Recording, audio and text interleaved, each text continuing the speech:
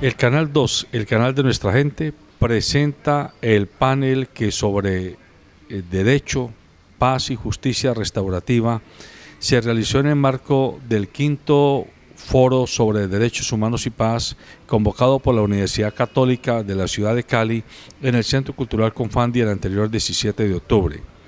A instancias de las opiniones del profesor David Bondia, director del Centro de Derechos Humanos de Cataluña, estudiaron los diversos panelistas lo que debe hacer y lo que no debe hacer el Estado como garante de un proceso de paz que resulte exitoso.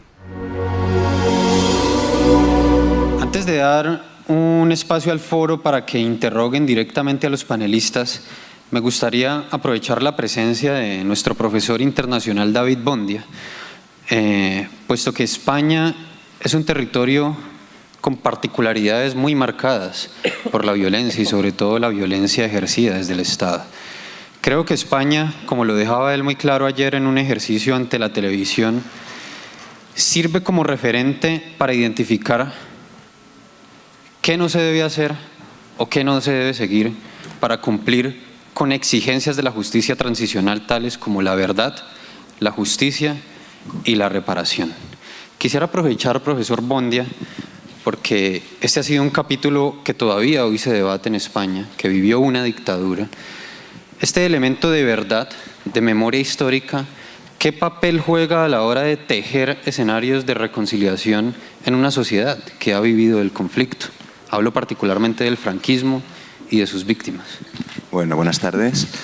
Un poco plantear que durante mucho tiempo España ha sido un modelo que se ha vendido al exterior de reconciliación, de transición democrática, de reconstrucción, y ahora un poco este castillo de naipes se está derrumbando. ¿Por qué? Porque recordemos que en España el dictador murió en la cama. Se acabó la dictadura por la muerte del dictador, pero todo el régimen que estaba apoyando al dictador continuó estando presente.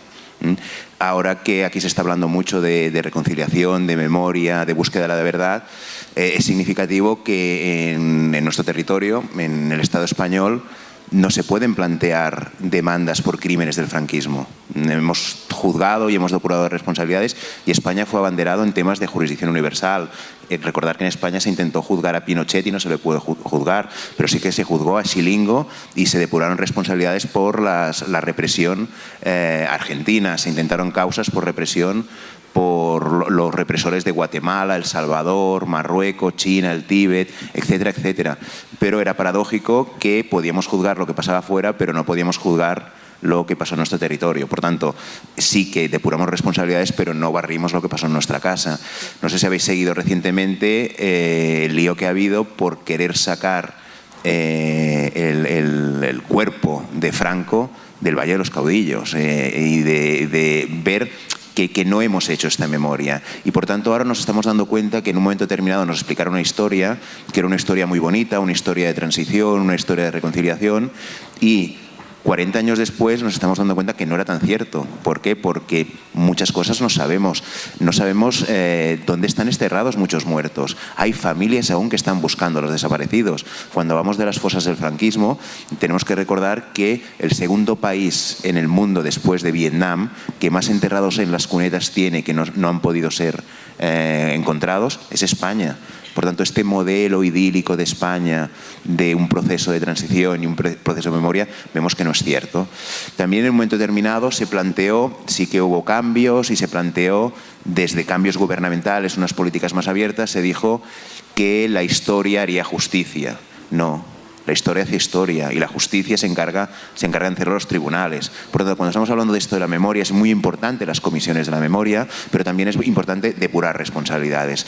Y no debemos olvidar que lo que estamos haciendo frente, y Colombia yo creo que tiene la oportunidad histórica, es esta lucha contra la impunidad. ¿Por qué? Porque detrás de muchas leyes de amnistía, detrás de muchos procesos de paz mal llevados, en el fondo lo que se está escondiendo es una impunidad. Y en España estamos sufriendo la impunidad que se vivió durante muchos años. Nunca es tarde para acabar con esta impunidad. Pero lo que vemos es que si lo hubiéramos hecho antes, no hubiésemos construido una democracia que sobre todo lo que nos obligaron es a vivir un periodo de amnesia, un periodo de olvido. Me parece que la lucha de Colombia es una lucha por la memoria y para que no obliguen a vivir en un olvido permanente. Sí que es importante depurar responsabilidades, pero ya si nos retrotraemos al pasado, la Segunda Guerra Mundial, antes se hablaba de lo importante y el trauma que supuso la Segunda Guerra Mundial. Démosle una vertiente de algo positivo que pasó después de la Segunda Guerra Mundial. Cuando se acabó la Segunda Guerra Mundial, o se estaba acabando, lo que se decidió es que esto no vuelva a pasar. Y para que esto no vuelva a pasar, no hagamos como siempre, que ejecutemos a los vencidos de la Segunda Guerra Mundial. Hagamos procesos públicos, y es cuando se crean los tribunales de Nuremberg y Tokio, y si nosotros tenemos en la retina grabadas las imágenes de los campos de concentración, lo que pasó en los campos de concentración fue porque se utilizó como prueba en los juicios de Nuremberg. Y sobre todo, ¿por qué? Porque olvidamos muy fácilmente. En el momento que hay recuperación económica nos acordamos del pasado, vamos poniendo tiritas a lo que pasó, y lo que vemos es que en el fondo, en el momento que vuelva a producirse una crisis, nos acordaremos de lo que pasó. Entonces, la apuesta sería, y la experiencia de España, la mía sería, si queremos reconstruir, si queremos construir una sociedad democrática de cara al futuro, con valores en materia de derechos humanos, lo que tenemos que hacer es reivindicar el derecho a saber de todos, y el derecho a saber la verdad, el derecho a la memoria, el derecho a reivindicar, el derecho a enterrar a los muertos, el derecho a recuperar los cuerpos. No es suficiente, y a mí me parece que hay una lucha importante aquí por parte del colectivo Orlando Falsborda en temas de desapariciones, no es suficiente encontrar los cuerpos.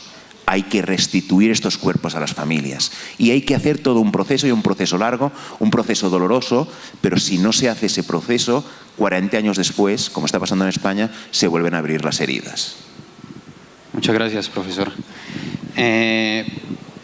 Aprovecho también la presencia del profesor Jair Valencia, que sé quien tiene experiencia en trabajo con comunidades étnicas. Y hay una particularidad en este proceso de reconciliación, ¿no? Y lo vivimos mucho en el suroccidente y en el Pacífico. De hecho, hay por ahí una senadora que, además de querer amarrar a los estudiantes dentro de 10 o 15 años para financiar la educación pública, en determinado momento ha dicho que el departamento del Cauca tiene que partirse en dos. Uno para los blancos de abolengo y otro para los indígenas y afrodescendientes.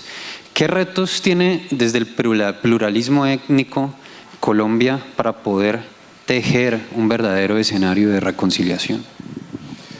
Bueno, muchas gracias. Un saludo muy cordial a todo el auditorio que nos acompaña en esta tarde. Básicamente el espacio lo queremos orientar a hacer una muy breve remembranza de la génesis del proceso reivindicatorio organizativo, en este caso de las comunidades negras, afrocolombianas, raizales y palenqueras, en el contexto del Valle del Cauca. A finales del siglo pasado se dio un proceso de agudización del conflicto armado, hecho que está ampliamente registrado en los anales recientes de la historia, y donde fundamentalmente se presenta una afectación grave y desproporcionada en los grupos étnicos, entendiendo como tales las comunidades indígenas y los pueblos y comunidades negras, afrocolombianas, raizales y palenqueras. Este hecho indudablemente genera toda una crisis de carácter humanitario, y la movilización social de estos grupos étnicos logra, al final de una producción importante desde la perspectiva de la normativa de la inclusión del conflicto armado, un reconocimiento por parte de la Corte Constitucional a través de una sentencia memorable. A finales entonces del siglo pasado, hacia el año 1997, se expide la Ley 387, que trata de proteger, de incluir el proceso de atención, reparación a las víctimas del desplazamiento producto del conflicto armado. Pero las comunidades étnicas son invisibilizadas y simplemente se toman como un todo, y sus territorios, sus culturas ancestrales, sus costumbres no son tomadas en cuenta. Es en el año 2004 entonces cuando la Corte Constitucional, a través de una sentencia, repito, memorable, la sentencia T025 de ese año, reconoce un estado de cosas inconstitucional. Y a través de ese reconocimiento de la Corte se comienzan a expedir una serie de autos u órdenes de cumplimiento por parte, de obligatorio cumplimiento por parte del Estado colombiano. Para la población indígena entonces se produce la orden o el auto 004, y para las poblaciones negras afrocolombianas se produce el auto 005. Y lo que se busca de alguna u otra manera es poner en el plano de la visibilización la situación que están asumiendo estas comunidades. Estamos hablando del año 2004. Se producen entonces una serie de autos, el auto 004 y el auto 005 con fecha 2009. Después se avanza en el proceso de normalización, se pasa por la faja el tema de la consulta obligatoria que establece un convenio firmado por el Estado colombiano, que es el convenio 169 de la OIT, y finalmente se acuerda con las comunidades étnicas ante la omisión de la consulta previa, con criterio de fuerza de ley se expidieran unos decretos transitorios para reconocer esa especificidad del comportamiento y del padecimiento de estas comunidades. Y entonces se expiden dos decretos, el 4633 para las comunidades indígenas y el 4635 para los pueblos negros. ¿Qué se buscaba con ello? Que como a nivel general de la normatividad se homogenizaba el problema y no se estaba haciendo seguimiento concreto a un énfasis que quería hacer la Corte Constitucional de estas comunidades étnicas, se tuviera en cuenta entonces en ese desarrollo estos dos decretos para producir unos planes específicos que tuvieran esa característica de reconocimiento. Esto fue exactamente en el año 2011. Y hoy, 2018, tenemos que decir con bastante preocupación que ninguno de esos instrumentos de carácter normativo, legal, constitucional ha sido asumido por parte del Estado colombiano. La pregunta que nos estamos haciendo aquí entonces es, ¿el problema es de normatividad o el problema es de voluntad política o el problema es de capacidad de negociación y de cumplimiento de esa normatividad? O decididamente parece que el gobierno y el Estado colombiano encontró una endija por la cual, cuando cada vez que se presenta un problema situacional de conflictividad con estas comunidades, lo que hacemos es expedir nuevas normas. Normas que no está en capacidad el Estado de cumplir. Y hoy nos estamos cuestionando ello. En el siglo pasado, igualmente, a raíz de la promulgación de la nueva Constitución Política de Colombia, se incluyó un artículo transitorio, el 55, de esa Constitución Política que por primera vez reconocía unos derechos a las comunidades negras afrocolombianas. 2 años después, en el año 93, se expide con carácter permanente de la Ley 70 de 1993. Y se han expedido una serie de normas y decretos reglamentarios de esta ley que hoy, 25 años después, no ha sido posible reglamentar los 3 capítulos más importantes de esa Ley 70. El capítulo 4, el capítulo 5 y el capítulo 7, que tiene que ver con recursos naturales, con medio ambiente y con participación política. Y volvemos y nos estamos cuestionando entonces, ¿el problema es de normatividad o el problema es de capacidad política de negociación y de cumplimiento por parte del Estado frente a esta normatividad? Y entonces a las conclusiones que estamos llegando es que aquí el problema no es fundamentalmente de expedir más normas, el problema es de cumplimiento de las que por lo menos existen. Y un ejemplo final para la discusión. En el marco del acuerdo para la terminación del conflicto en el año 2016 en La Habana y la posterior refundación de los nuevos acuerdos en el Teatro Colón, se logró con las FARC y el gobierno nacional en cabeza del presidente de la República que se incluyera el capítulo étnico para las comunidades negras, afrocolombianas y raizales y palenqueras, transversal a todos los acuerdos. Y ese capítulo étnico tiene un carácter vinculante, como quiera que hace parte integral de los acuerdos. Resulta que hoy, pues, padece la misma circunstancia de incumplimiento de los acuerdos generales, pero mucho más específico en cuanto al cumplimiento con estas comunidades. ¿Qué nos ha tocado hacer al movimiento social? Comenzar a elevar nuestra voz, buscar el reconocimiento internacional con las agencias multilaterales, con los organismos establecidos por el Concierto de las Naciones Unidas o del Sistema Interamericano de Derechos Humanos.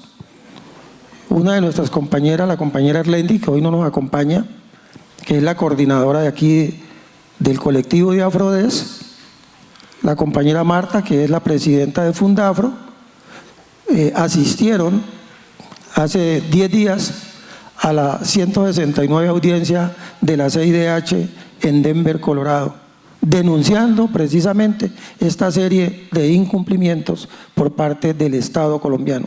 Allá nos tocó como pares nada más ni nada menos que al exprocurador Ordóñez, haciendo una defensa magistral de los cumplimientos que tiene el Estado colombiano.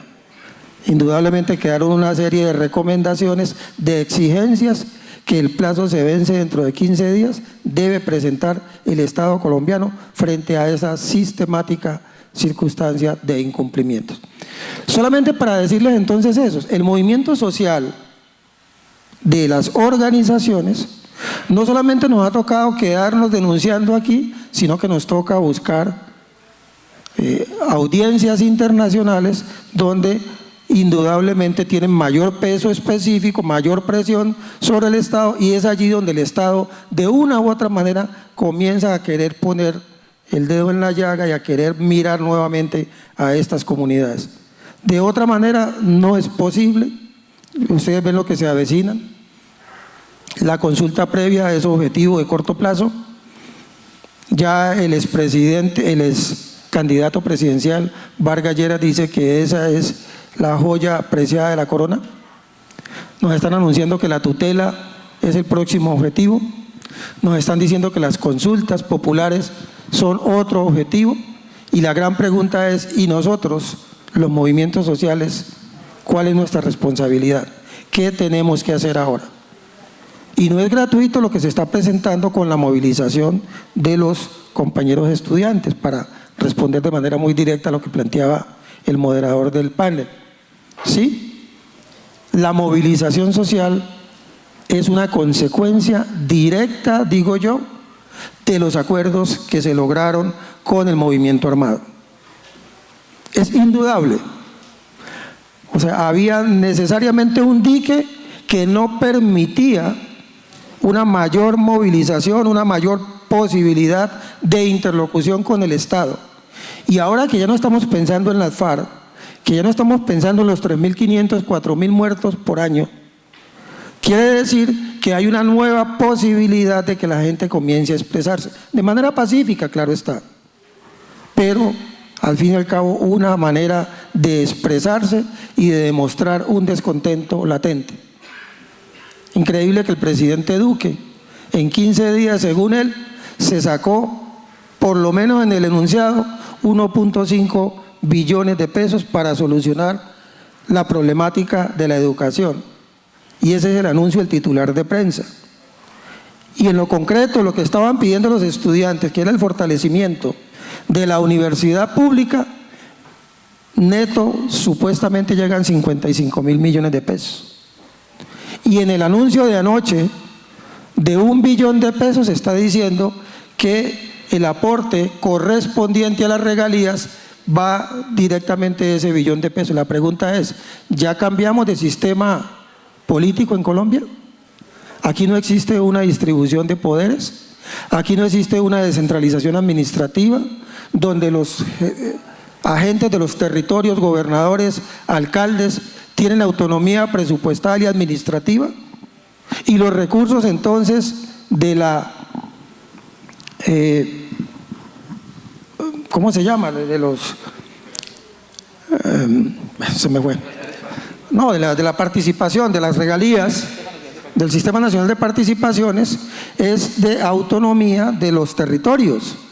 ¿Y cómo así que el presidente puede meter mano y decir, yo voy a coger 1 billón de ustedes para cumplirle a los estudiantes, simplemente para tratar de calmar una situación que él sabe que se le vino y que no tiene capacidad de respuesta? Pues bien, esa serie de preguntas y respuestas están allí. Nosotros decimos desde el movimiento social que tenemos una tarea pendiente, y es la protesta, es la movilización, es la canalización de esas circunstancias aplazadas sistemáticamente y que tienen que tener unos niveles superiores de interlocución. Para abrir un espacio al foro, le voy a pedir al doctor Fabio Cardoso, aprovechando que recientemente presentó su ponencia, nos haga una reflexión sobre la reconciliación. Bueno, muy brevemente, que ya tuve una oportunidad suficiente para plantear algunas cosas. Pero Colombia es un organismo que tiene algunos trombos y que lo tiene, yo diría, bloqueado. Esa es la dificultad que tiene hoy Colombia. Hay, digamos, la pretensión en diversos momentos de la coyuntura política nacional que se ha querido hacer una reforma a la justicia, no se ha podido. Que se ha querido hacer una reforma política, no se ha podido.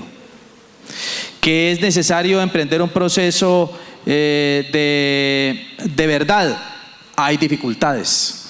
Hoy estábamos nosotros adelantando un proceso de reconstrucción de la historia a través del Centro Nacional de Memoria Histórica, con unos científicos reconocidos en Colombia, para que por fin unas voces que han estado silenciadas se escucharan. Hoy están en dificultades, ¿sí? Hay unas realidades en Colombia que tienen bloqueado el país, que no se han permitido a nosotros avanzar. Hay unas fuerzas, hay unas personalidades, hay unos personajes que han impedido que Colombia transite, que Colombia avance. Es una especie de trombo que tenemos nosotros en las arterias principales de Colombia como organismo y que le ha impedido avanzar con fluidez, lograr pues que le irrigue sangre a su cerebro, y que es preciso resolver ese capítulo. Y la verdad, no está la fórmula para resolver ese capítulo. Tendríamos que remitirnos y remontarnos un poco a la esencia de la intervención anterior. Es un proceso de construcción que puede finalmente desbloquear el país. Y uno de los temas importantes es nosotros cómo logramos la reconciliación. Tiene que ver con eso también. Algunos de nosotros, para otros sería suficiente que algunos personajes en Colombia le pidan perdón al país. No los queremos ver ni mucho menos en la picota pública, no los queremos ver nosotros confinados en una cárcel a través de cadenas perpetuas. Que le pidan perdón al país, que reconozcan lo que hicieron en desfavor de Colombia. que reconozcan la tragedia humanitaria que protagonizaron, que reconozcan lo que ha pasado en Colombia. Eso tendrá que hacerlo el aparato de justicia, pero tendrá que, por supuesto, mediar para que eso ocurra todo un proceso de insurgencia política. Eso es importante. Y para mí la reconciliación no es que nos sentemos todos en el canapé republicano, que estemos todos del mismo lado. Eso no va a ser posible. Eso es una negación a la democracia misma. La reconciliación política en Colombia es que se respeten las reglas del juego de la política. Es que no nos matemos por las diferencias. Es que quienes tienen faltas o para retomar pues el eslogan un poco venido a menos por lo que ha venido pasando, del que le ha hecho que la pague. No que le paguen, ¿no? Que es lo que ha venido ocurriendo. Que la pague. Que nos pongamos nosotros al día con la justicia de la historia. Que nos pongamos al día con nosotros con la historia. Yo creo que el día que Colombia respete las reglas de juego, que nos sometamos a la regla. Mahón, me perdonarán ustedes, vuelvo a retomar la figura presidencial. El día que respetemos la legalidad de Colombia, la del Estado colombiano, ese día nosotros podremos de verdad abordar un proceso de reconciliación. Pero una reconciliación en donde se niega la justicia, en donde no hay derechos, ¿cierto? En donde estamos en una enorme estabilidad, lo que valía hoy, mañana ya no vale, en donde el Estado está sujeto al cambio de gobierno, en donde las instituciones del Estado están sujetas a los cambios del gobierno, a las veleidades de la política. El Estado está sujeto a las veleidades de la política. Conquistas importantes, sustantivas, que le costaron a Colombia sangre, el sacrificio de sus mejores hijos e hijas, se ponen en entredicho, se enervan por las veleidades de la política. ¿Sí? Necesitamos nosotros recuperar el Estado, ¿cierto? Recuperar la estabilidad institucional. Y recuperamos, y necesitamos, requerimos, precisamos que Colombia se desbloquee.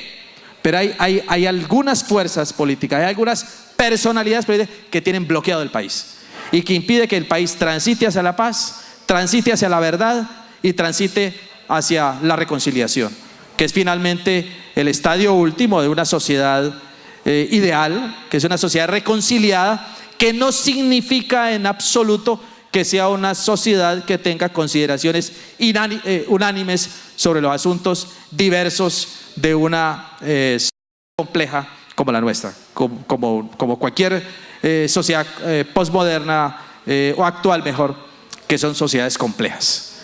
Es preciso entonces, sobre ese particular, mientras en Colombia esos trombos que impiden que fluya sangre al cerebro de nuestra patria estén allí, dificultando la tarea de muchos colombianos y colombianas, nosotros no podremos lograr procesos de reconciliación, digamos, de alcance nacional.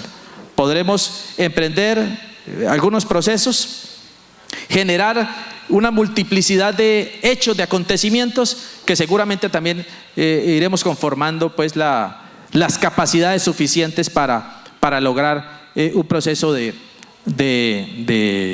reconciliación. Creo que ha habido avances importantes. Creo que y además lo digo sin temor y sin ambajes y sin reticencias. Creo que la exguerrilla de las FARC hizo un importante aporte a Colombia. Creo que el gobierno anterior hizo un importante aporte a Colombia. Se dieron la pela. Han estado dispuestos a comparecer a una justicia que se creó en el marco y como resultado del acuerdo final. Eso es importante. Ojalá también aquellos que han resultado después al margen de todos los sistemas de justicia, me refiero a los civiles responsables, me refiero a los empresarios responsables de la guerra y de la tragedia, y me refiero a los militares también. Es decir, la justicia, nosotros no podemos permitir que la JEP termine simplemente juzgando a los exguerrilleros de las FARC, porque ellos solo no hicieron la guerra en Colombia. Y si no hay justicia, si no hay verdad, no puede haber reconciliación nacional. Tiene que los responsables de la guerra en Colombia, los empresarios, los políticos, los civiles responsables de la guerra, tienen que comparecer ante los tribunales de la justicia. Ese es un paso que hay que dar, ese es un paso que hay que dar, y seguramente van a quedar cosas pendientes como pasó en España, muy seguramente. ¿Sí? No hay paces perfectas, ¿sí? Pero nosotros podemos avanzar y podemos seguir avanzando. Yo creo que el tener al general Montoya compareciendo allí es un gran logro. A pesar que, por supuesto, muchos de ellos quieren seguir engordando el expediente de la impunidad. Y pienso que también muchos de ellos están siguiendo un libreto que está diseñado, que ha sido diseñado históricamente. Y es que la línea que separa entre lo lícito y lo ilícito para algunas concepciones militaristas en Colombia es una línea inexistente. Aquí no solamente nosotros podemos hablar de Montoya, aquí nosotros podríamos hablar de muchos otros generales de la República que han estado comprometidos con la tragedia nacional. Incluso a muchos de esos generales de la República, así como hay ascensos póstumos, debían haber degradaciones póstumas también, que deshonraron el uniforme. Y creo que las víctimas en Colombia y las víctimas de la Operación Orión y las víctimas de esa etapa siniestra de Antioquia van a tener el valor suficiente para obligar al general a mantenerse allí, en el banquillo de los acusados. Hoy el general, por más que quiera exculparse, está en el banquillo de los acusados. Y Colombia entera lo está mirando. Así como hay una justicia dubitativa que ha sido incapaz de encarcelar a algunos y a uno en especial, esa justicia también siente la presión, tendrá que sentir la presión de la opinión pública. Pero esa justicia, antes de vindicarla, a esa justicia hay que respaldarla también. Porque es un acto de valor en Colombia tomar una decisión de esa naturaleza. Colombia durante muchos años ha estado gobernada también por delincuentes. Y mucha de la gente más peligrosa en Colombia ha estado al frente del Estado también.